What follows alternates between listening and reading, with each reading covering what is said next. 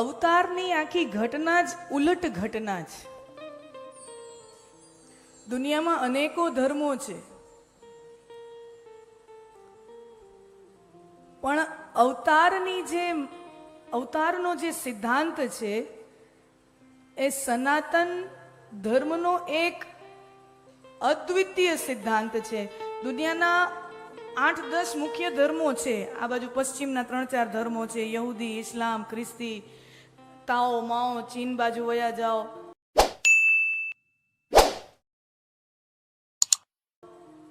આ બધા દુનિયામાં 10 જેટલા મુખ્ય ધર્મો છે, પણ ક્યાંય પરમાત્મા સ્વયં આ જગતમાં આવીને વસ્યો હોય અને જગતમાં આવીને લીલા કરે.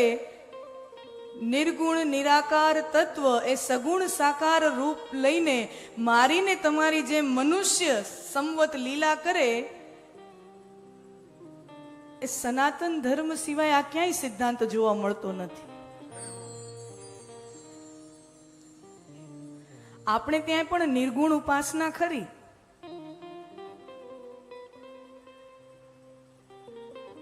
પશ્ચિમના જે ધર્મો છે, ઇસ્લામ હોય, ખ્રિસ્તી ધર્મ હોય, મુખ્યત્વે આ વાત ઉપર જોર મૂકે છે કે ઈશ્વર એ નિર્ગુણ છે, નિરાકાર છે. આ સિદ્ધાંત ઉપર એ લોકો જોર મૂકે છે. અને આપણી શ્રુતિઓ પણ કહે છે, હા, એ ઉર્જાનું તત્વ જેનાથી આ બધું ફલીભૂત થયું છે, જેનાથી આખી સૃષ્ટિ, આખું બ્રહ્માંડ જેનામાંથી ફલીભૂત થયું છે, એ તત્વ નિર્ગુણ છે, નિરાકાર છે. એની ના નહીં. કર્તુમ અકર્તુમ અન્યથા કર્તુમ સમર્થ, સર્વ સમર્થ. તો આપણી શ્રુતિઓ પણ એ ભાર મૂકે છે કે હા, એ પરમ તત્વ નિર્ગુણ છે, નિરાકાર છે, પણ આપણી શ્રુતિઓ પાછું એ કહે છે કે એ સર્વ સમર્થ છે. There is nothing in this world that supreme reality cannot do. સર્વ સમર્થ છે. આ દુનિયામાં એવું કાંઈ જ નથી કે એ મહાસત્તા ન કરી શકે.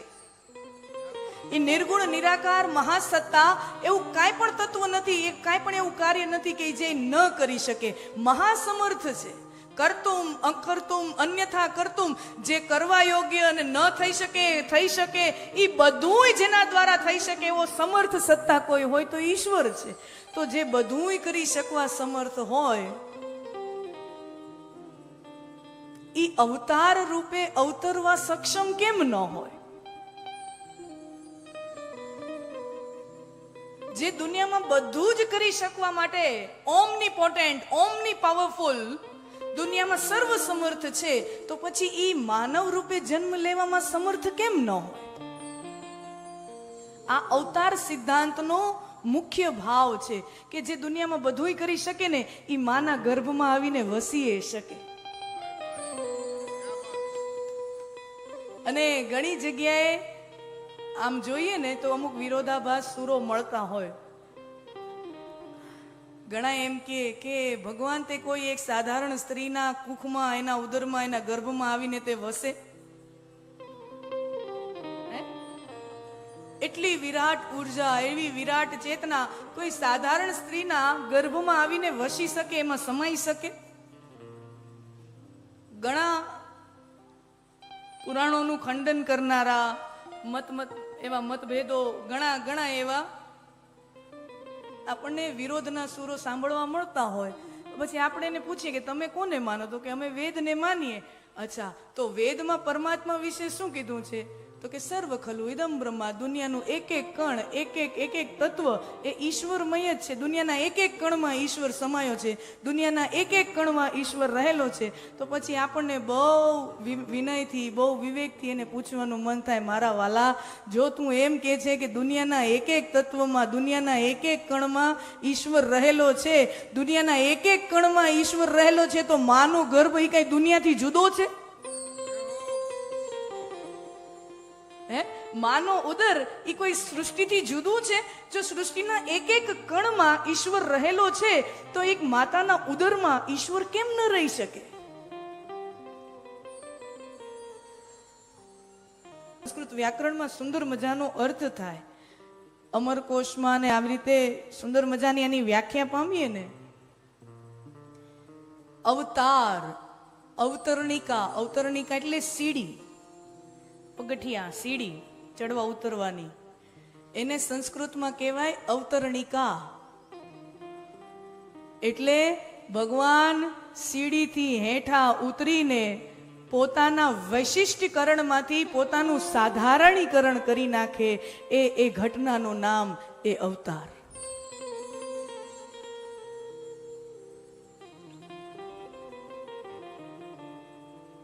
પોતાનું સાધારણીકરણ કરી નાખે કે હું તમારા જેવો જ છું, તમારાથી ભિન્ન નથી. તમે હસો, હું તમારી સાથે હસું. તમે રૂઓ, તમારી સાથે હું રમું. તમે રમો, તમારી સાથે હું નાચું.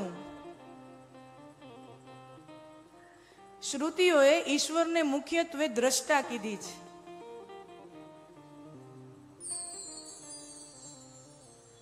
દૂર બેઠી બેઠી એ દ્રષ્ટા છે, મહાચેતના, એ મહાસત્તા.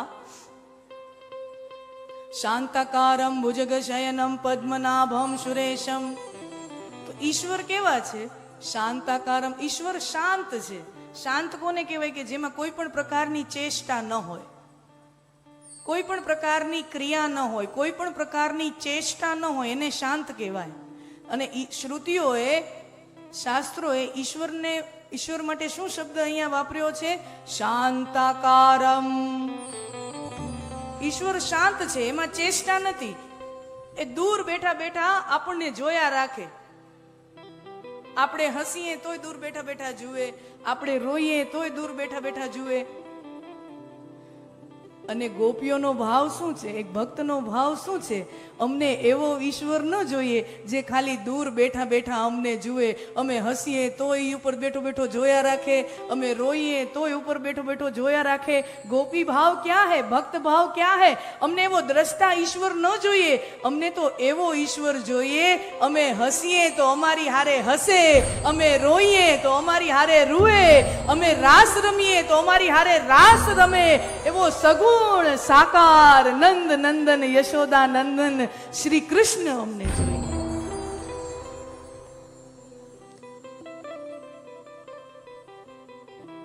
અમે જમીએ તો અમારી હારે જમવા બેહી જાય. પેલો ભોગ ઠાકરને લગાવું ને પછી હું જમું. અમને એવો ઈશ્વર જોઈએ.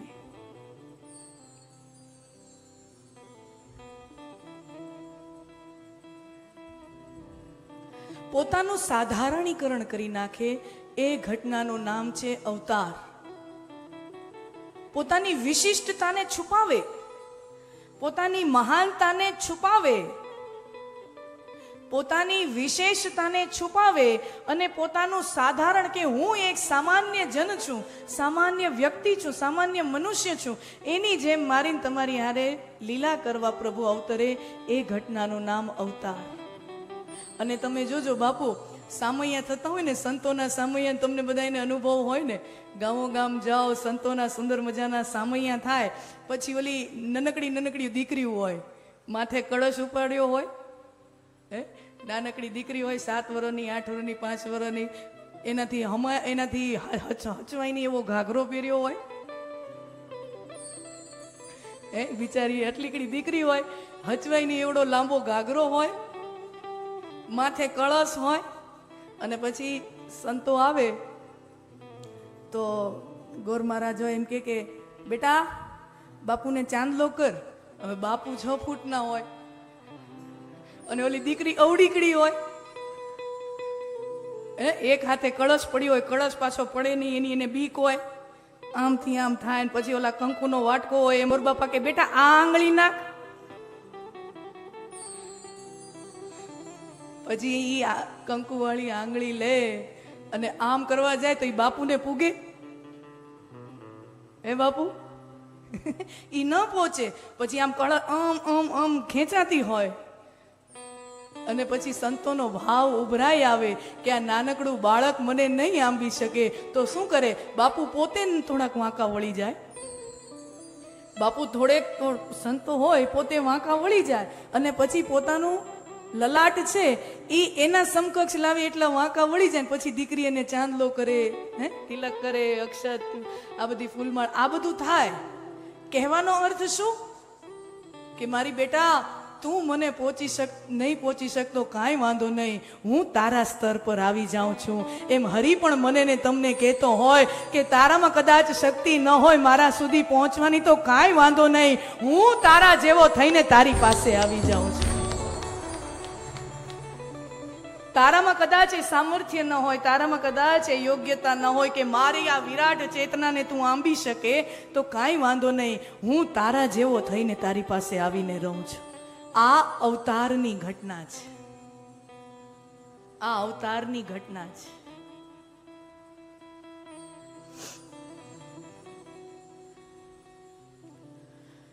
ભાગવતમાં સુંદર મજાનો પ્રસંગ હવે આવી રહ્યો છે. ભગવાને વેણુનાદ કર્યો. ભગવાન પિતા રાત્રે પૂર્ણ પરબ્રહ્મને ઈચ્છા થઈ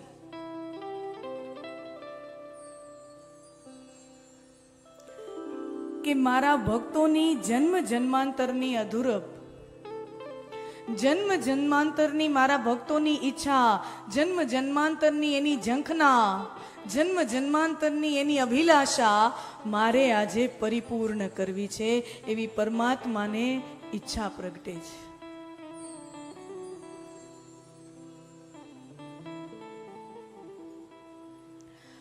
અને ભગવાન વેણુનાદ કરીને ગોપીઓને, ભક્તોને યમુના તટે, કાલિંદીના તટે આમંત્રણ આપે છે. હે ભક્તો, તમારી જન્મ જન્માંતરની અધૂરપને આજે હું પૂર્ણાવતાર લીધો છે, તો આજે જન્મ જન્માંતરની અધૂરપને હું પરિપૂર્ણ કરવા જઈ રહ્યો છું. શરદ પૂર્ણિમાની રાત્રિ છે. ચંદ્રમા પૂર્ણ અવસ્થામાં છે. મંદ મંદ શીતલ વાયરો વાઈ રહ્યો છે.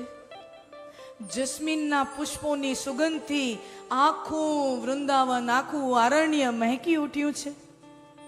અને એમાં ભગવાનને ઈચ્છા થાય છે ભક્તોની ઈચ્છાને પૂર્ણ કરવાની. ભગવાનને શું ઈચ્છા થાય છે? ભક્તોની ઈચ્છાને પૂરી કરવાની ઈચ્છા ભગવાનને થાય છે. અને ભાગવતમાં જે મહારાસ નું પ્રકરણ છે,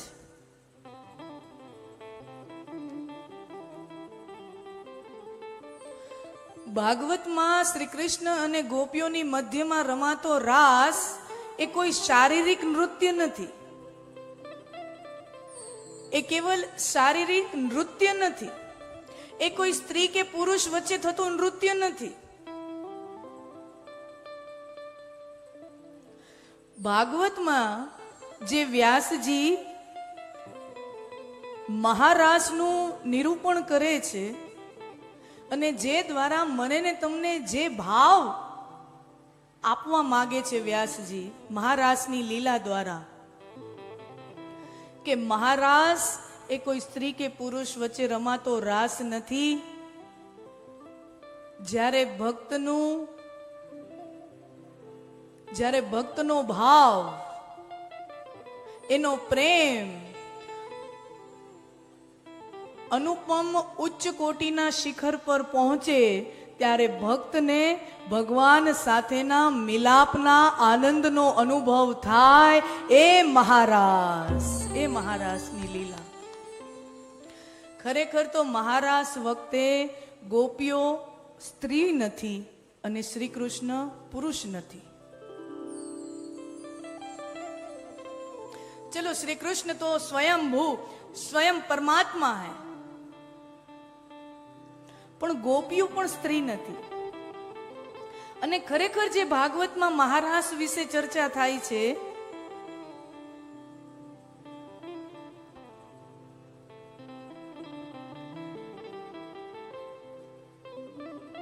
જ્યાં સુધી મને ને તમને હું સ્ત્રી છું, હું પુરુષ છું,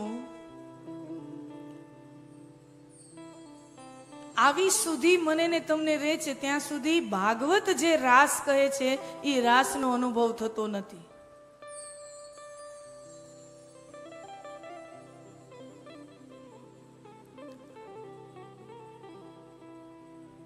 અને જુનાગઢના નરસિંહ મહેતા તો ત્યાં સુધી કહી ગયા ને, બ્રહ્મ લટકા કરે બ્રહ્મ પાસે.